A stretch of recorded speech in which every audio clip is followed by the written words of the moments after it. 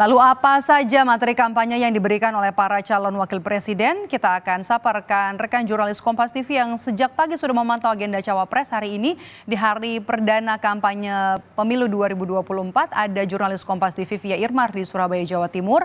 Kemudian ada Nikolaus Irawan di Solo, Jawa Tengah dan juga ada Syahril di Sabang, Aceh. Kita ke Surabaya, ke Via dulu.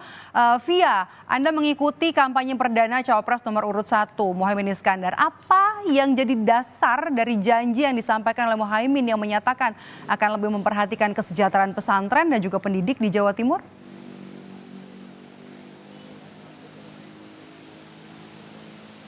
Ya, selamat sore, Maidov dan juga saudara. Memang betul di hari perdana kampanye yang dilakukan oleh calon wakil Presiden Muhaimin Iskandar di sejumlah daerah di Jawa Timur, salah satu yang sudah dilaksanakan yaitu di Jombang dan juga Mojokerto. Ini Caimin berjanji untuk menyejahterakan para pondok pesantren yang ada di Indonesia. Dasarnya adalah Caimin melihat masih banyak permasalahan yang dihadapi oleh pondok pesantren yang ada di Indonesia, diantaranya yakni keterbatasan air bersih yang bisa dimanfaatkan oleh para santri dan juga santriwati, kemudian juga fasilitas ya, sarana dan juga prasarana yang dimiliki oleh pondok pesantren di Indonesia dinilai masih kurang, kemudian juga dari segi sumber daya manusianya sendiri juga perlu ditingkatkan kualitasnya. Caimin menyatakan bahwa negara seharusnya hadir untuk menyelesaikan permasalahan-permasalahan tersebut. Itulah yang kemudian menjadikan dasar dari kampanye Caimin yang berjanji untuk menyejahterakan pondok pesantren, mengingat pondok pesantren ini juga menjadi salah satu pondasi untuk meningkatkan sumber daya yang ada di Indonesia. Selain menyejahterakan pondok pesantren, Caimin di Mojokerto, Jawa Timur di hadapan para perempuan jaringan Nadlin ini juga berjanji untuk menyejahterakan para guru ngaji, kemudian juga akan fokus mengatasi kasus stunting di Indonesia yang hingga saat ini masih dihadapi dengan melakukan pendampingan gizi terhadap ibu hamil dan juga terhadap anak-anak. Itulah yang disampaikan oleh Caimin. Dari Mojokerto, kampanye di hari perdana di Jawa Timur ini akan berlanjut di Sidoarjo, dan kalau kita melihat Maidov dan juga saudara, seharusnya Caimin sudah dalam perjalanan menuju Sidoarjo ya, dari Mojokerto ini menempuh waktu perjalanan sekitar 45 menit hingga 1 jam, dan nanti di Sidoarjo Caimin akan bertemu dengan masyarakat di sana dan akan melakukan olahraga. Kemudian akan berakhir di Taman Bungkul, Surabaya pada pukul 6 sore nanti. Rencananya Caimin akan bertemu, kemudian juga menyapa para PKL yang ada di Taman Bungkul, Surabaya. Maidop. Ya, cukup banyak ya, cukup padat hari ini agenda dari calon wakil presiden nomor urut 1 Muhaimin Iskandar. Dari Surabaya kita akan bergeser ke Solo, Jawa Tengah. Niko, hari ini Gibran memilih untuk tetap berkantor di Balai Kota Solo. Apa yang jadi pertimbangan Gibran memilih untuk tidak memanfaatkan waktu kampanyenya di hari pertama ini?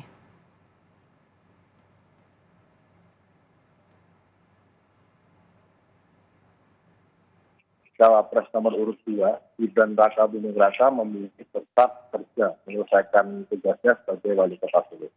Karena menurutnya dalam minggu ini Gibran fokus pada sejumlah proyek yang harus diselesaikan di Solo, seperti Solo Safari, Taman Balai Kambang, dan juga persiapan Piala Dunia U17 yang saat ini sudah memasuki babak semifinal. Dan penyelenggaraannya di Stadion Manahan. Apakah kemudian kampanye hari ini kan hari perdana tidak memanfaatkan waktu, kemudian juga tidak memilih cuti untuk berkampanye. Kalau untuk kegiatan yang pertama, kampanye yang akan dilakukan oleh seorang Gibran Rakabuming Raka akan kemana? Memang hingga saat ini ketika kita konfirmasi dan bertanya kepada Gibran masih enggan berkomentar dan belum mau memberikan clue atau bocoran-bocorannya di mana ia dan Prabowo nanti akan berkampanye di hari perdana. Oke, artinya kalau misal memang sesuai nanti dengan yang disampaikan oleh Prabowo Subianto pada saat atau usai deklarasi kampanye damai akan fokus ke wilayah Jabodetabek. Nanti kita akan tunggu di mana, tapi kita akan bergeser dulu ke Syahril. Syahril akan mengikuti kampanye hari ini dari Cawapres nomor urut 3 Mahfud MD. Syahril, apa yang jadi dasar pertimbangan dari Mahfud MD untuk menjanjikan program beasiswa, kemudian juga ada kesejahteraan untuk guru mengaji dan juga ustaz yang dijanjikan di Provinsi Aceh? Baik, Maidop dan juga saudara, saat kampanye tadi di Kota MD memang menjanjikan beberapa poin yang paling utama yaitu kesejahteraan guru haji. Nah, dari dasarnya kami menangkap beberapa poin di mana menurut Mahfud MD sejarah historisnya Aceh memiliki sejarah yang cukup besar untuk bangsa Indonesia, di mana awalnya pada masa penjajahan Aceh juga sangat berperan penting untuk kemerdekaan negara Republik. Selanjutnya, Medok, terdapat juga poin ekonomi, di mana Aceh juga salah satunya dulu menjadi jalur lempahnya Indonesia. Jalur lempahnya Indonesia, Medok. Yang ketiga yaitu Aceh dikenal dengan negeri syariat Islamnya, di mana Aceh sebagai kota Serambi Mekah ini perlu adanya perhatian khusus yang diberikan untuk generasi penerus bangsa, sehingga Mahfud MD menganggap bahwa guru-guru ngaji ini perlu disejahterakan, Medok.